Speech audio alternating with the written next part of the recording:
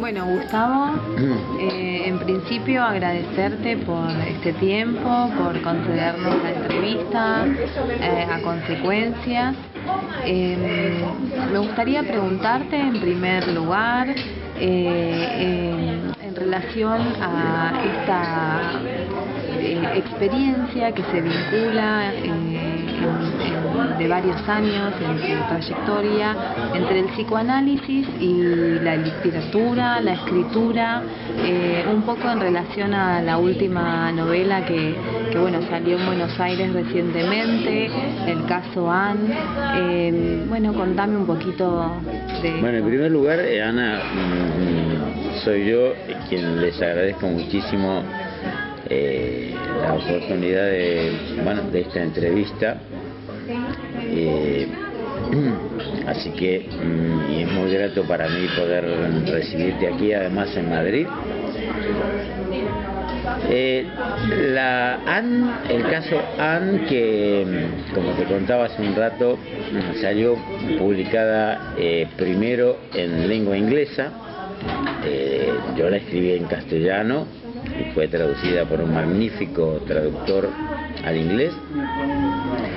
Bueno, es el resultado de una experiencia muy impactante para mí, porque está basada en un caso clínico real que no me pertenece, sino es de un colega a quien le pedí en su momento autorización para poder ficcionalizar este caso, que me dio la oportunidad además de hacer algo que hasta entonces no había podido, que es conjugar mi relación con el psicoanálisis y por una parte y por otro lado con la literatura, y me explico a qué me refiero. Yo comencé a escribir, mi relación con la literatura es mucho más antigua que el psicoanálisis, comienza ya en mi infancia, primero como lector, un lector bastante precoz, luego como mis primeras tentativas como escritor infantil, y a partir de mi adolescencia, como suele ser característico, ¿no? La adolescencia es un periodo fructífero para la escritura, pero no obstante, es hace unos 15 años aproximadamente que por primera vez comienzo a publicar literatura. En ese momento, para mí, el psicoanálisis y la literatura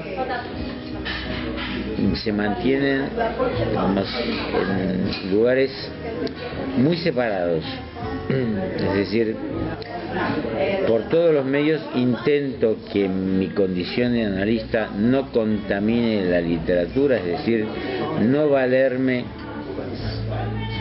ni de la terminología ni de las historias que por supuesto me ofrecen cotidianamente los pacientes, que son muchas de ellas historias muy apasionantes. Todo lo que había publicado desde ese momento tiene diversas fuentes, pero ninguna de ellas vinculada directamente con mi práctica clínica. He tratado además que, siguiendo incluso los sabios consejos que me dio una de las personas que para mí han constituido uno de los maestros fundamentales que yo he tenido en psicoanálisis, también en la cultura en general, que fue Germán García. Yo mantengo hasta el día de hoy una entrañable amistad, y que me explicó efectivamente que la relación entre el psicoanálisis y la literatura era una relación compleja, y efectivamente es así. Es una relación compleja, donde una vez él me dijo: los psicoanalistas no te van a perdonar que seas escritor, los escritores no van a admitir que seas psicoanalista. Bueno, en cierto modo algo de eso se ha cumplido. Quizás no tanto como lo experimentó él, pero de alguna manera eso se ha cumplido. Con esta obra última, el caso Anne, no ese es el título en inglés, lo que pasa es que en inglés se tituló con un juego de palabras que no se pudo reproducir en castellano. Surviving Anne, que significa Anne la superviviente, y sobreviviendo a Anne, es la historia, como decía, basada en un caso clínico real, la historia de una mujer psicótica que es hija de unos supervivientes de los campos de concentración. La historia está basada en la cura de esta paciente, la vida por una parte, la cura por otro lado, y me ofreció la oportunidad por primera vez de poder conjugar digamos, mi amor por la literatura y mi amor por el psicoanálisis. Es una obra en la cual he tratado de llevar a la ficción un caso que a mí me resultó muy conmovedor. El caso en sí, también debo decir la manera en que la persona, no es un caso que me pertenezca, es de mi colega, la manera en que este colega llevó adelante esta cura me pareció totalmente ejemplar de lo que es la ética del psicoanálisis, y me pareció que era la oportunidad de poder llegar también a un público no especializado en psicoanálisis, poder transmitir qué es la cura analítica, qué es la experiencia en el análisis, cuál es la ética del psicoanálisis, sin utilizar ningún lenguaje técnico, sin adoctrinar al lector, de hacerlo a través de la ficción.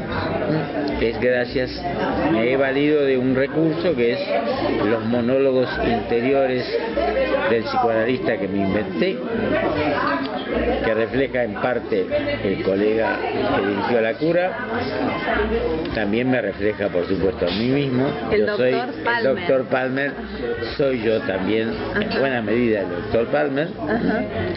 Es decir, que lo que yo pienso respecto al psicoanálisis, lo que se ha sedimentado como mi experiencia en relación al psicoanálisis, creo que está plasmada en esta obra. De alguna manera creo que yo me reencuentro en este libro. Quizás he logrado sintetizar lo que a lo largo de muchos años he dispersado en artículos, en ponencias, en libros especializados en el tema del psicoanálisis. Bueno, creo que he logrado sintetizar qué pienso yo de lo que es el psicoanálisis lacaniano, cómo he entendido yo el psicoanálisis lacaniano. Yo me transmito a través de esta experiencia, aunque no es un caso que yo he tratado, pero el libro, digamos, también está matizado. Hay una protagonista fundamental que es Anne, pero el libro está al mismo tiempo plagado de muchas historias, microhistorias colaterales, que son otros pequeños casos que se muestran a través del doctor Palmer, para mostrar la variedad, digamos, de casuística que tiene este doctor Palmer. Esos casos sí pertenecen todo a mi invención, es decir, no he tomado ninguno de los casos que yo he tratado ni los que trato en la actualidad. Pero seguramente conservan algún rastro, por supuesto, ¿no? Evidentemente no podría haber construido esto si no perteneciese yo a este oficio, evidentemente que sí, por supuesto. Yendo a tu pregunta en concreta, la relación entre el psicoanálisis y la literatura, en mi caso además particular, es una relación compleja, porque efectivamente trato de que el psicoanalista se filtre excesivamente en lo que escribo.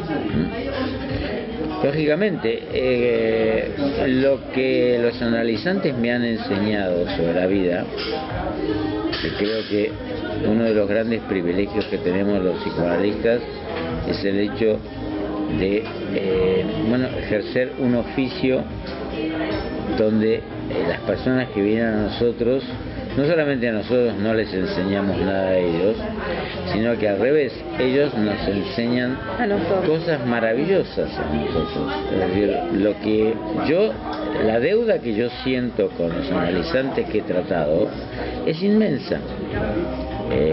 Lo que he aprendido a través de ellos, no solamente desde el punto de vista analítico, sino sobre la condición humana en general.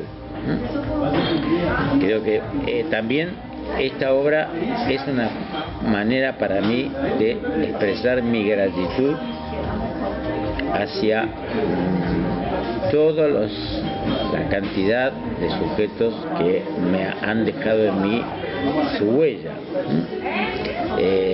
Creo que los analistas es fundamental que nos dejemos enseñar por los analizantes, no solamente enseñar desde el punto de vista psicoanalítico, sino como experiencia de vida. A mí me han enriquecido el dejarme enseñar por ellos.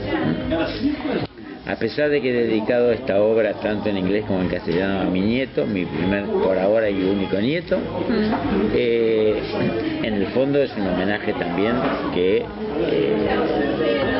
dedico a todas las personas que han confiado su intimidad a mí en todos estos años.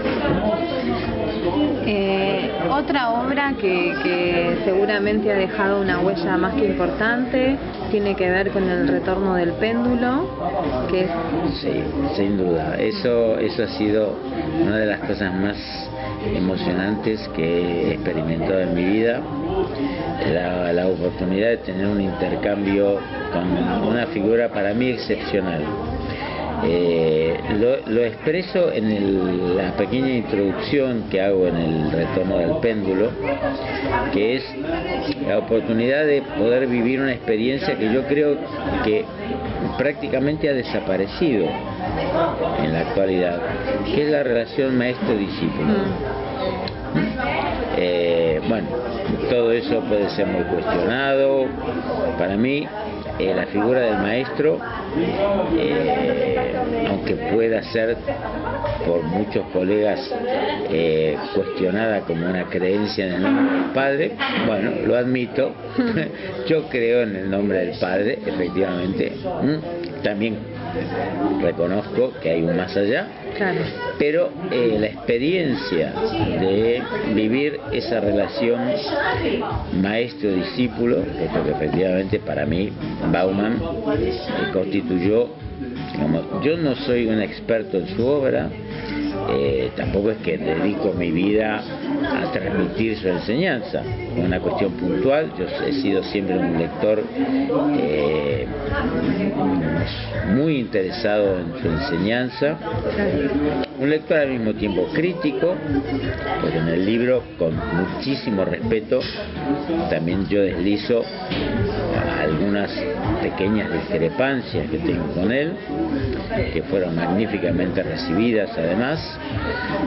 Lo emocionante de vivir una experiencia de alguien con una infinita sabiduría, una inmensa generosidad, alguien que sin conocerme para nada me abrió, digamos, realmente me abrió su corazón, porque de una generosidad una generosidad inmensa. Mira, Ana,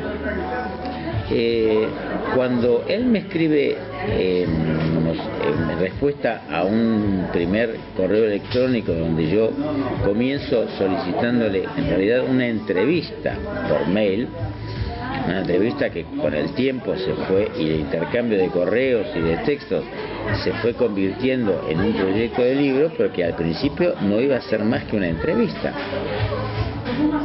A mí me resulta inaudito recibir como primera respuesta que él me adjunte un texto inédito que estaba por presentar en la Sociedad Psicoanalítica de Londres, que pertenece a la IPA, sí.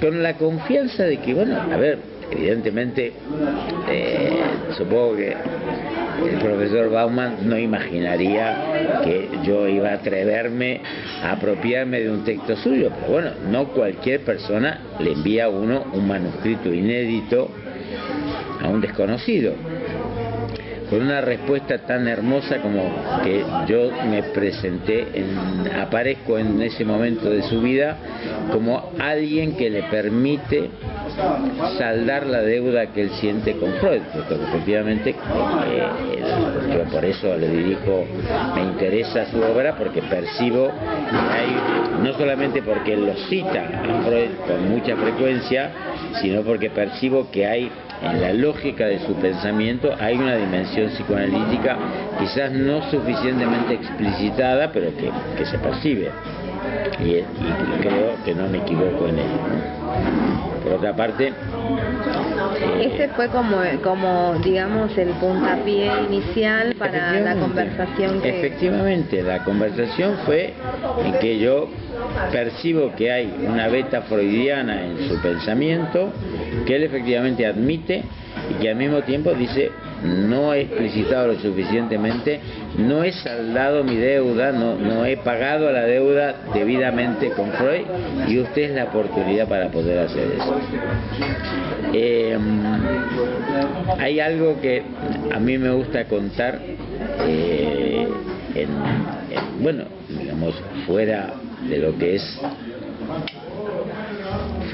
que es la relación, digamos, con lo que se ha publicado del libro, y es que cuando, bueno, acordamos hacer el libro, él confía enteramente en mí, porque me dice que está encantado de poder convertir eso en un libro, siempre y cuando él no tiene tiempo, me encargue yo de todo, lo cual también es un voto de confianza.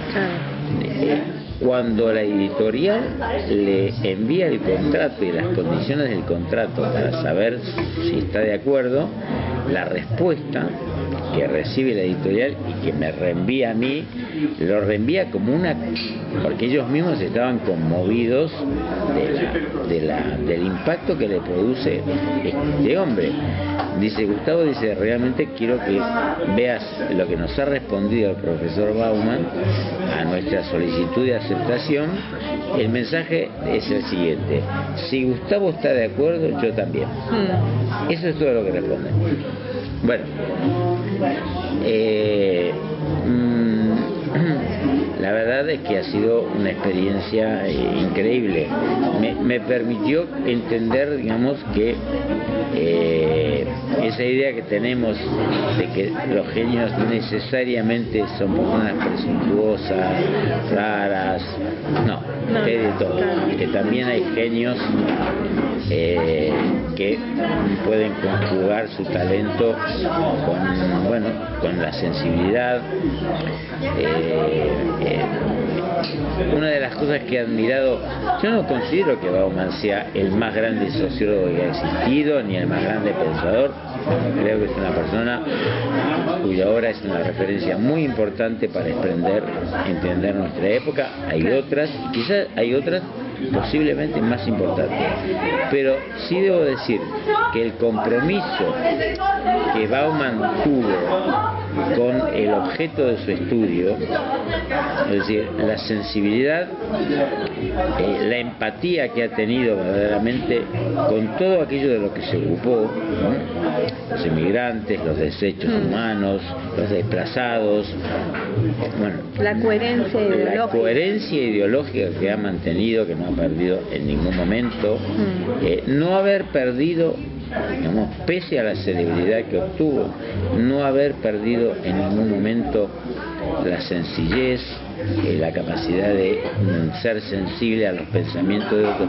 Todo eso lo convierten para mí, bueno, en una figura. Me siento realmente muy contento y verdaderamente un privilegiado de poder haber tenido acceso a esa experiencia con él.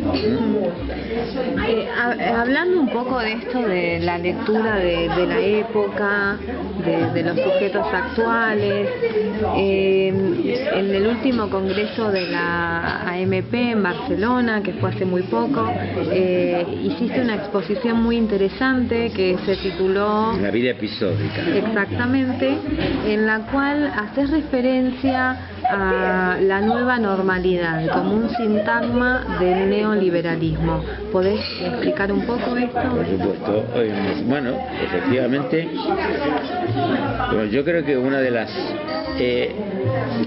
hace pocos días leí una entrevista, debo decirte que no recuerdo ahora el nombre, pero fue el primer presidente de Facebook. Cuando se funda Facebook, la primera persona, que hoy por supuesto es, como dicen los americanos, un billonario, claro, que significa que tiene más de $1.000 millones, o por lo menos $1.000 millones. Muchas personas de ese grupo fundador de estas startups, o sea, Google, Facebook, son gente que luego se alejó por motivos ideológicos. Una vez que tenían una cuenta corriente muy abultada, decidieron pasarse a la oposición y convertirse en líderes críticos de la de este discurso, efectivamente. Quiero aclarar que no soy contrario en ningún modo a la tecnología. Creo que hay que tener una posición crítica al respecto. La tecnología es un hecho consumado, digamos, y no se puede negar, claro, no se puede retroceder ante... No se puede retroceder, y los psicoanalistas tenemos un compromiso de tomar una posición como lo hacemos respecto a todo, digamos, buscar siempre en el discurso el lugar del síntoma, no una posición moralizante respecto a si la tecnología es buena o es mala.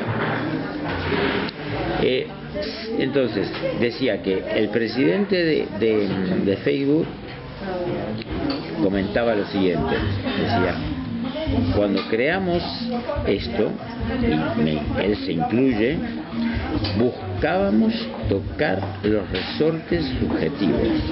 Creamos un invento que buscó la vulnerabilidad de los seres humanos para encontrar las vías para conseguir convertir esta herramienta en algo adictivo.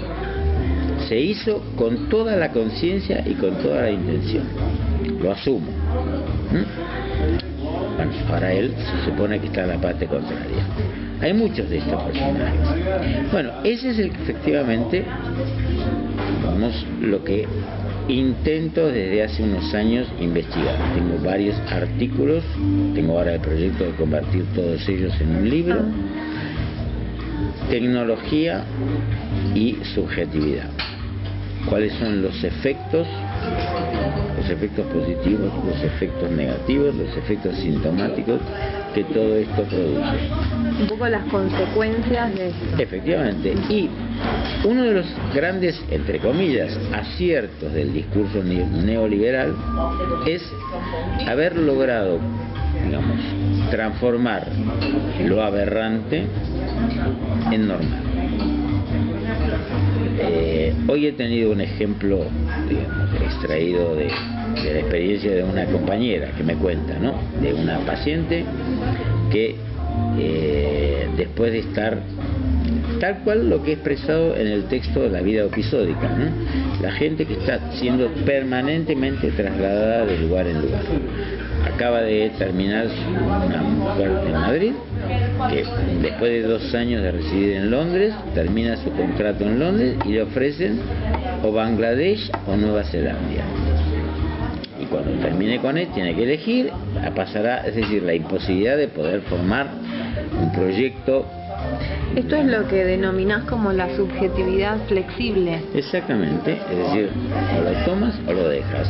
¿Quiénes son los que se pueden adaptar a este sistema? Los que están dispuestos, evidentemente, por las razones que sean, o por necesidad económica, o porque efectivamente algo de su posición subjetiva pueda enganchar con esto, ¿no? ¿Quiénes van a sobrevivir? Los que evidentemente estén dispuestos a aceptar esta vida episódica, ¿no? Sí, esas condiciones que impone el mercado. Digamos, son condiciones que al mismo tiempo están determinando una cantidad de consecuencias inmensas en el plano de las relaciones familiares, de las relaciones afectivas. Es decir, cada vez se vuelve más incompatible, como Ulrich Beck, un gran sociólogo alemán que falleció creo que hace 2 años aproximadamente, que a propósito muy citado por Zygmunt Bauman, una de las grandes figuras de la sociología de los últimos 20 años en Alemania. Él ya hablaba de todo esto, efectivamente, de que la vida personal y la vida laboral cada vez se vuelven más incompatibles. La vida familiar, la vida amorosa, la posibilidad de hacer de un proyecto en los que el espacio laboral va secuestrando la vida de las personas de tal manera que ya no hay una fuera, del mismo modo que ya no hay una fuera del capitalismo.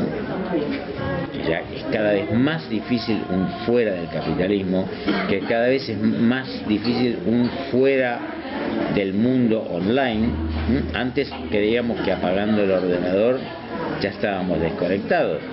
Eso hoy en día la mayoría de la gente no sabe que cuando apaga sus dispositivos sigue existiendo diversas maneras en que su huella y su paso por la existencia sigue siendo registrado. Esto parece una cosa paranoica, pero lo que ocurre es que la realidad se va volviendo paranoica. Incluso va más allá de esto del dispositivo apagado, prendido, sino de cómo eso interfiere o afecta o produce subjetividad, ¿no? Cómo de alguna manera las personas posan para Facebook, posamos, hay que incluirse en eso, ¿no? Por supuesto.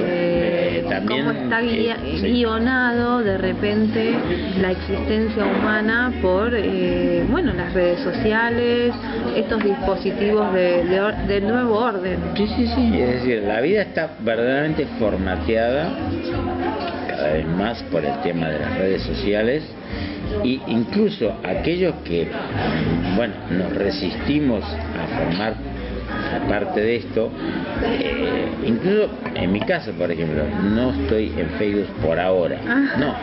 No tengo Facebook por una cuestión, creo que Facebook puede ser una herramienta magnífica. No estoy por una cuestión de tiempo, porque veo que la gente más cercana a mí, que está en Facebook y que lo utiliza, en mi opinión, de una muy buena manera, tienen que dedicar mucho tiempo a leer lo que les llega, responder, etcétera, etcétera.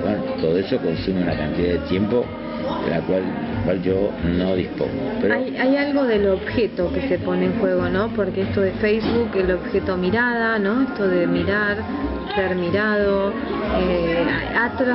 digamos que estos dispositivos de ordenamiento neoliberal han de alguna manera tocado estas cuestiones tan estructurales como han incitado a que la gente efectivamente quiera visibilizar todo, porque lo interesante es que cada vez se va creando leyes más escrupulosas en materia de privacidad. Ahora en Europa concretamente se ha promulgado una nueva ley de privacidad que ha obligado a todas las compañías vinculadas a Internet a tener que reformular una serie de características de sus aplicaciones, de sus páginas web. Entonces los que vivimos en Europa estamos todos los días siendo bombardeados cada vez que abrimos una página. ¿Acepta usted las nuevas condiciones que no sabemos ni siquiera cuáles son? Porque nadie, evidentemente, eso ellos lo saben muy bien, nadie se ocupa de eso, la letra pequeña del contrato, por supuesto. Entonces, al al mismo tiempo lo paradójico es que siendo que cada vez que la comunidad, por ejemplo, europea, los Estados Unidos también, intentan regular de una forma más estricta la cuestión del uso de los datos y la privacidad, esto choca de manera absurda con el hecho de que al mismo tiempo la gente se ha vuelto totalmente adicta a estas cuestiones, publica todo tipo de cosas. También leí hace pocos días un estudio hecho en Estados Unidos sobre la inflación narcisista producida por la utilización de estas redes sociales, en la cual la gente convierte los acontecimientos más banales, más intrascendentes de su vida en algo digno de ser mostrado al mundo, ¿no? La pizza que me estoy comiendo, el sitio donde me senté a mirar, o la playa en donde estoy. Ya no se trata de compartirlo con los íntimos, ¿no? Sí, es realmente un dar a ver. Me parece que es una de las características en donde ya verdaderamente digamos, la cuestión de la intimidad, de lo privado, se va desdibujando cada vez más, ¿no? ¿Qué es lo privado? ¿Qué es lo íntimo?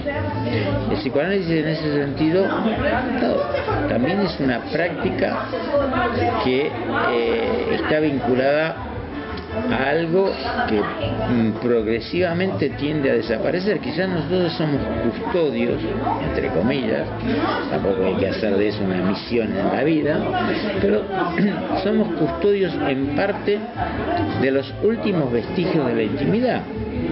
Claro, mi pregunta, última pregunta, iba un poco en relación a eso, a qué lugar para el psicoanálisis en este contexto o en este panorama, ¿no? Que un poco hablamos antes de encender la cámara. ¿Qué lugar tiene el psicoanálisis en todo esto? A ver, yo creo que el psicoanálisis tiene